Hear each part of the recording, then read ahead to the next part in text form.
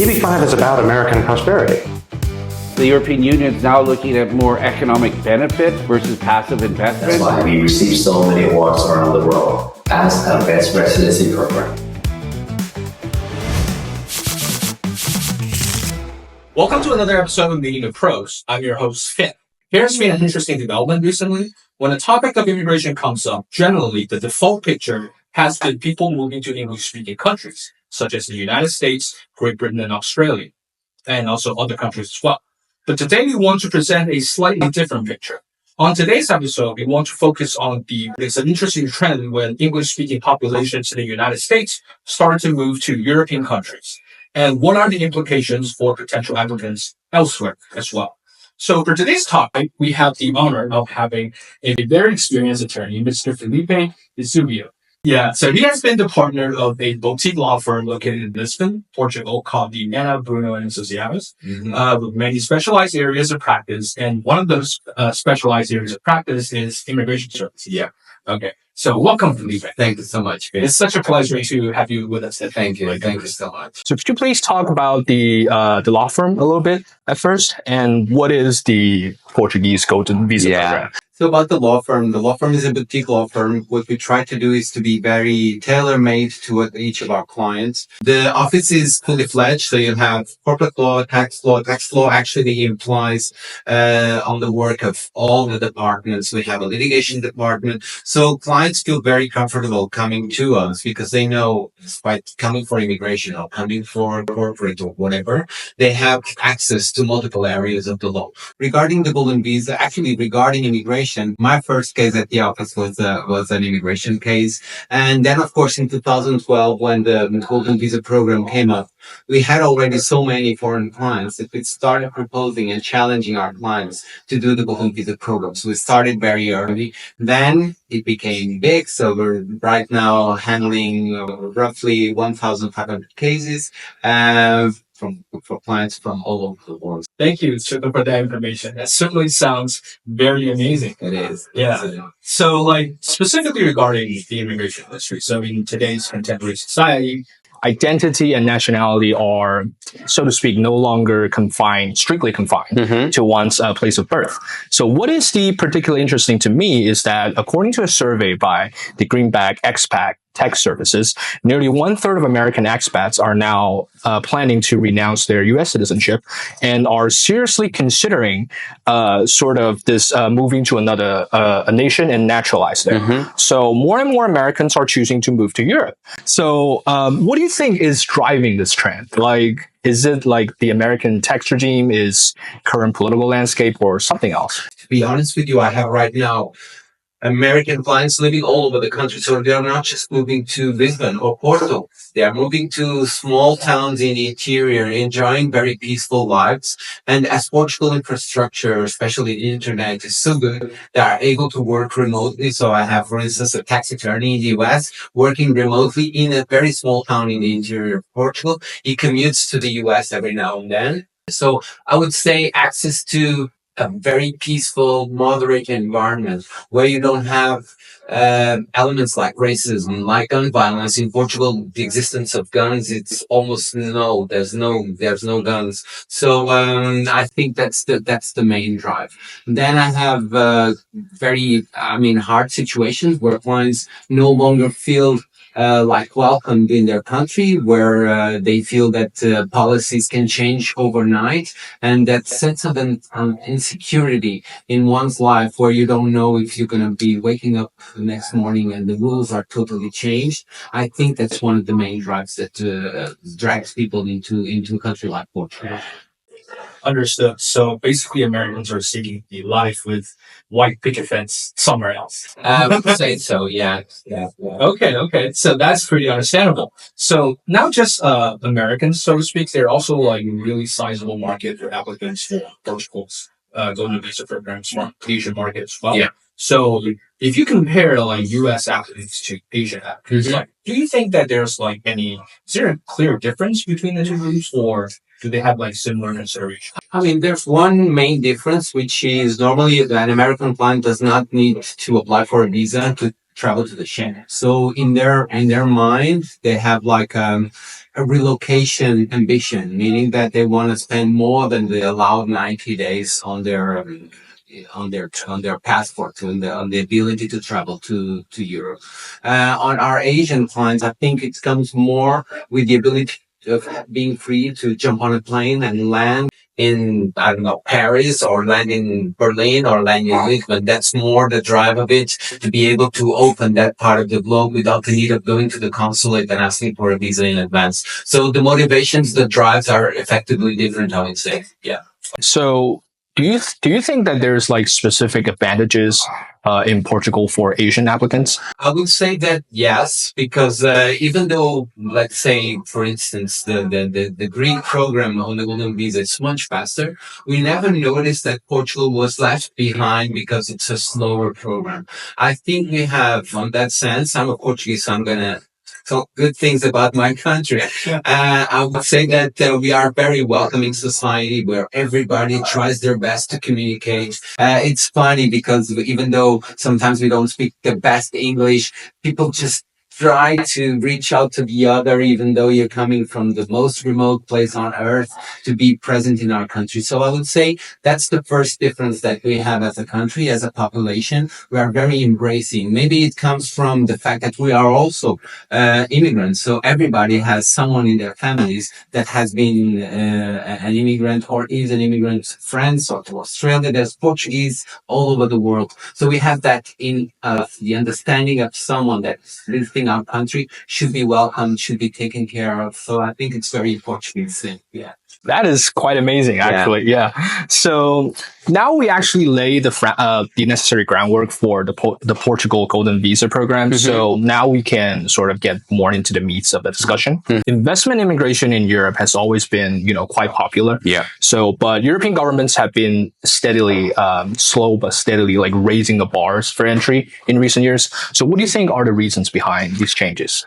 So I would say the raising of the minimum amounts comes as an answer to somehow the internal disputes in the country about the program. In Portugal, what I've seen is that despite the changes in the program as we go through the years, there's a lot of support to the program itself, meaning that Portugal is in the periphery of Europe.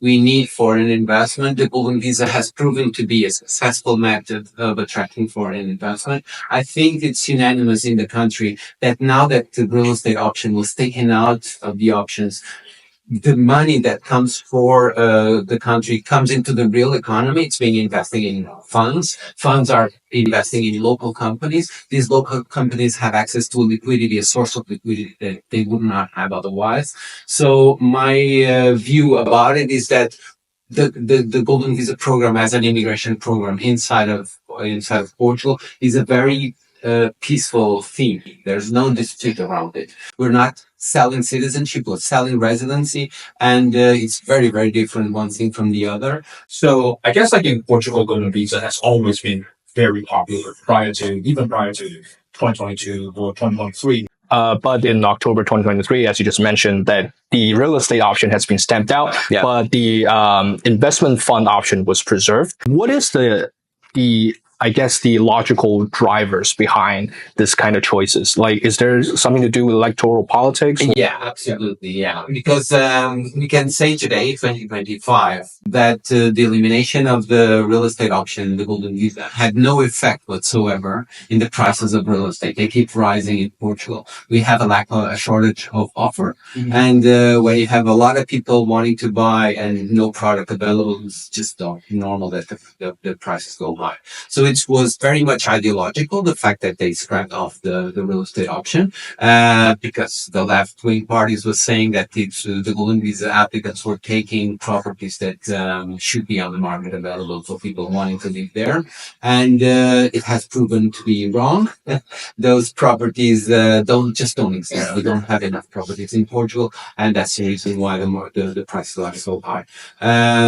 We have some hope still that the real estate option may come back. So I guess we can cross our fingers. Like, Yeah, let's hope it come hope back. so. Let's hope so. Yeah. So, like from my understanding, the Golden Visa program has like the investment fund route has a lot of different options. Yeah. So, what type of investment funds are currently more attractive? It varies a lot, actually, according to the origin of the clients. Some clients love the risk, so they take riskier funds, but with higher prospects of return. Other clients love moderation, so they go for funds that have low risk. We see a lot of people going for them, so they invest in the Portuguese stock exchange market or in Portuguese bonds, and there's a lot of people investing into it. There's a lot of people actually mixing products because you can invest in multiple funds at the same time. So you would have clients coming in partially for open-ended funds and then for closed-ended funds. On the closed-ended funds, it's interesting to see how they go and get traditional industries in Portugal, like hospitality, like the green energy. So there's a lot of funds moving into those sectors of activity. So now we tend to focus on these questions because like there was like concerning developments that regarding the European visa programs. Yeah. I am, of course, referring to the Malta CBI program. Yeah. So recently, the European Court of Justice has declared that the program is somewhat incompatible with EU law. Specifically, the court states that the program grants EU citizenship in exchange for money. So thus lacking a genuine link, quote unquote, between the applicants at the member states. Yeah. So, and this lack of genuine links has fundamentally undermines the integrity of EU citizenships, according to the European Court of Justice. So, this ruling basically marks the beginning of the end for one of the Europe's most sought-after investment-based citizenship programs. Now, given that the Portugal Golden Visa program also requires only minimum residency, so do you think that carries a similar risk? I would say the programs are very different because in Portugal, you're talking about RBI, not CBI. And overall, even though citizenship is in the mindset of a lot of golden visa investors, they start being residents of the country. Okay, so I don't think we have a similar problem or a similar interpretation as Malta had, because we go from very different places.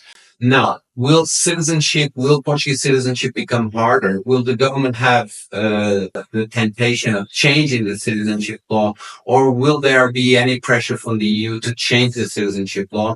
That's a discussion we're having right now in the country. So, on the residency by investment, on the golden visa, actually the government last week came public and said we are supporters of the program. Actually, they're the fathers of the program back in 2012, the same coalition, and it's going to be stable and remaining. That's the indications that we have. Actually enhanced, as they say. We're talking about two pieces of legislation. One is the immigration law that deals with golden visa. That's peaceful. On the citizenship law, that's where we're having the discussion right now. I think, in a sense, if someone has committed so much money into Portugal and has abided to the rules, even though they may seem easy rules to cope with, bear in mind that we also demand that people have at least A2 level of Portuguese, and I have right now hundreds of clients learning Portuguese that would otherwise not happen. In order to be compatible with the existing rules. At the same time, if you ask me if that is 2 weeks enough for you to connect to the country, I would say that probably not. And probably the possibility of having, at the end of the 5 years, the need of having the clients more connected or more integrated or more knowledgeable about the history of the country, etc., could be something interesting to explore. What we shouldn't do is move the goalposts, meaning that if those were the rules for someone who applied last year or 2 years or 3 years ago, we should respect that, because that was the legitimate expectation of someone applying for the program. If we want to change and make it so that people have more connections to the country, even though the Golden Visa program should not be a relocation program, we have other programs for relocation. More connections, like knowing the history, knowing a little bit better about Portuguese politics, being in conditions actually to vote with knowledge once they become Portuguese. I totally agree with that. What we cannot do is change the rules in the middle of the game. So for according to your professional knowledge or your experience regarding this program, so the proposed two changes to the naturalization or nationality law of the Portuguese government, so that has sort of a minimal effects on the golden visa program. Is that correct? We still don't know exactly what's going to be published. Okay. So the discussion right now is, should we go from 5 to 10 years? Mhm. And should we have, more rules than just having the A2 level of Portuguese, meaning that should we add as knowledge about the Portuguese constitution, knowledge about the Portuguese political system, etc. So people can, when being welcomed into the country as citizens, feel more like a citizen, feel that they are more integrated on that side of the country. So that's the discussion right now. What I think is, I understand the principle. What I don't understand is that that law, if that's going to be existent, does not consider that someone that entered already a residency program, having in mind becoming Portuguese in 5 years, that person should be protected somehow.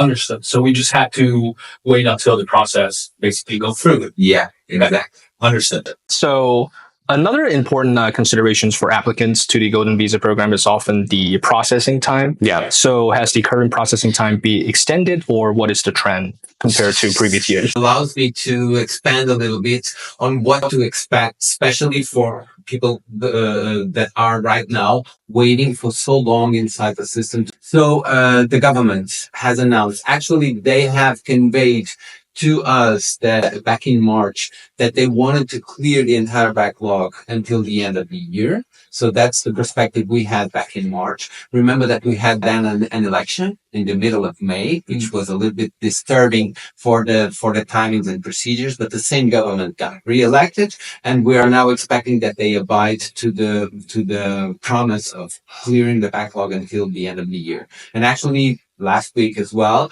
the minister came public and said, this is our goal. This will mean that clients from 2022, 2023, and 2024 will finally have biometric data collection, meaning and cards issued, residency cards issued in up to 90 working days according to the law. This was something also mentioned to us at the firm by IMA, which is the Immigration Authority, as a promise and a commitment.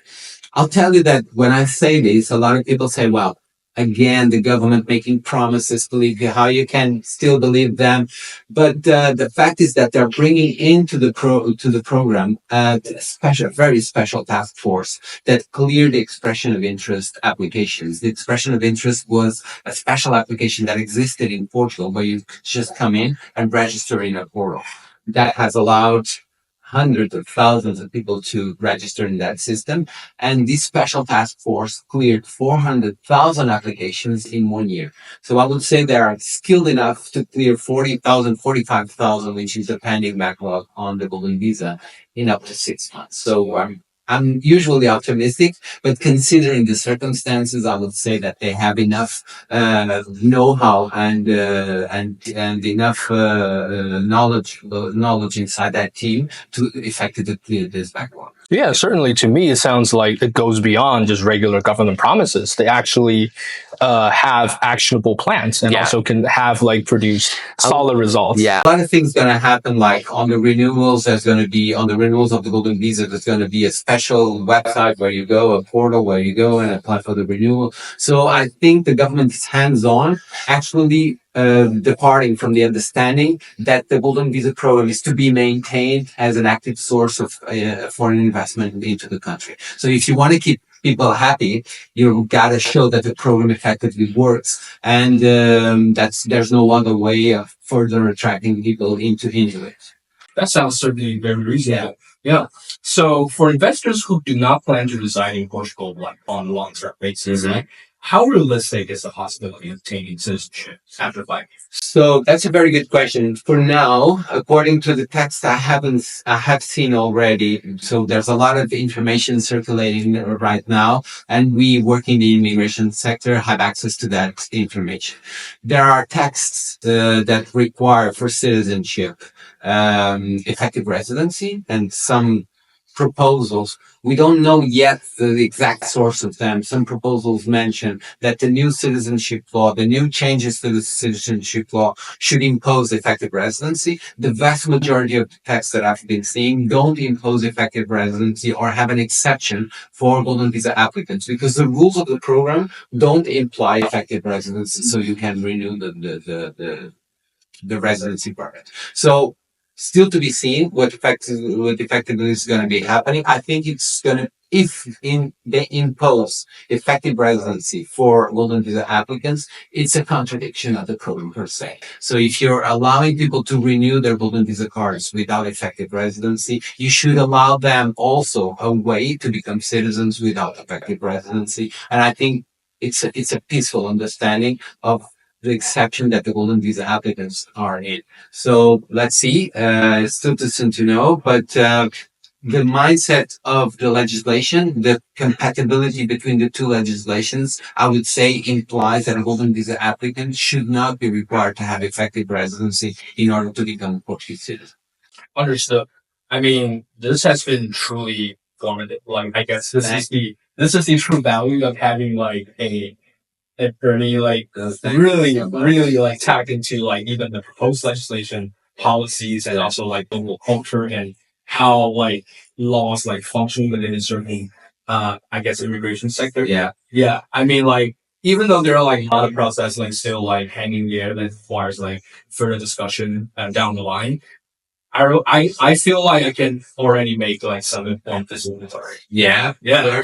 but never skip having a lawyer. I keep saying this because some people consider that going to a foreign country through an immigration program, you shouldn't need legal advice. I say otherwise. I say that if you're doing such a significant move in the golden visa, for instance, doing such a significant investment, have a lawyer by your side, even though it's not just me. There's a lot of amazing professionals in Portugal that you should connect with because it's a lot of money. It's a very important move for you and your family. It's something that can last for generations in your family. So do it well in the beginning, making sure that you reach a successful ending on your application. Yeah, certainly. Like, even besides that, just because like different, even though like Portugal is part of the European Union, like every country has its own metric and legal system. Absolutely. Yeah. Now we can just pivot a little bit more towards, our partnership, Globevisa and the law firm.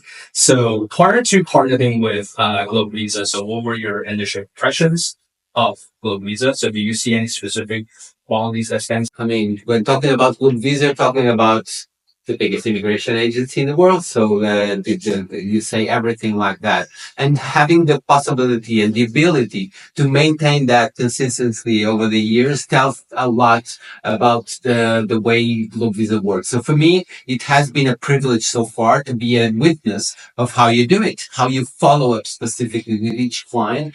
It's a very interesting mindset because it's similar to mine in a boutique way. You are able to be global, but at the same time have the boutique mentality, meaning that you reach out to each individual client, know the name of the client, the name of the spouse, the name of the children, know exactly the specific needs of each client. And that eases up a lot of my work because working in team with Globevisa, it's very easy with the same mindset. Thank you for that. I mean, like reaching out and also forming stable partnerships with leading law firms in such a promising like immigration sector such as Portugal has always been, stable and also the wish of Globevisa long term. So now, last question, I promise. So, which is just as a hypothetical one. So, if you were to leave Portugal, and which country would be your top of the list of your choice to immigrate to? Okay, so I've traveled around the world. I've been blessed to be able to travel to a lot of countries, a lot of destinations. And the more I travel, the more I think that despite the fact that I'm Portuguese, you're Chinese, that there's Americans and Australians, we all abide to the same principles of wanting to have a peaceful mind, wanting to have happiness and with us and our families. And that's the main principle that keeps us all together in this very troubled world. If I were to relocate somewhere, I would say it's gonna sound like I'm doing a favor, but it's not. I feel very much welcomed in China. It was a huge surprise for me how welcomed I was, how embracing you are of me, and I gotta thank everyone I've been relating with for that. And I will never put aside the possibility of living in China. If I wanted to have a more relaxed life, I would probably not come to China. I would probably go somewhere else for fishing, which is my hobby and the thing I love the most doing. So if you ask me, I would be divided probably between China and the US, which I love as well, visiting and being where very different realities, but at the same time, places that I've always felt very welcome at. Yeah. Thank you for that. Your words should keep me solid. Yeah. Such an uncertain times. Thank you so much for the invaluable professional insights.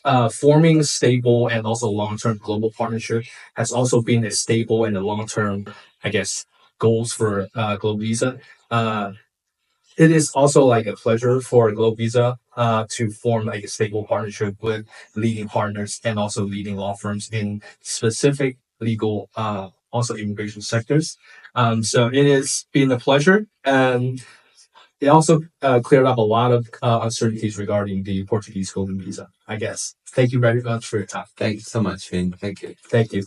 Well, ladies and gentlemen, you heard it first on Me in a Pro series. So please like and subscribe, and please stay tuned for more critical information regarding immigration, investments, and a lot more here at Globevisa.